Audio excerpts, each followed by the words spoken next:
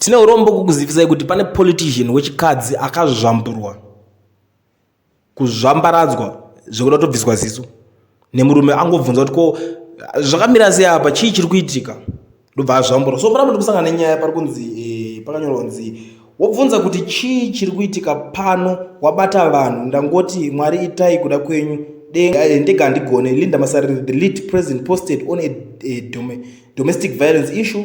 They will be in court later on today, Monday 6 May 2024. More to follow. Ndonyaya panapa akanganyora kuti I just received the information that our sister Lilo Matic is recovering from home after almost losing her eye due to GBV in the hands of husband Bongani Msotswa.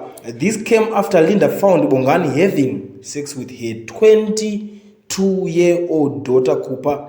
We condemn GBV. Zvakawanda atichatokomendi zvatongobuda amene kuti chichine chitika varume muZimbabwe munongoziza ndo zvinenge zvichingoitika, but anyway muri Zimbabwe ndo situation iri panapa. Amene nyaya yakadai so munoiona sei panapa pari kunzi akabatwa achino ndobva anozvambura munhu zvekuda kumubvisa ziso. Muri kuiona sei nyaya iyi? Ndo zizati munogona kunge makavengana naye Linda Masarira ambozi munogona kunge nenyaya dzepolitics, but tiringotaura hedu pa issue yacho yaitika iyi kuti muri kuiona sei nyaya iyi.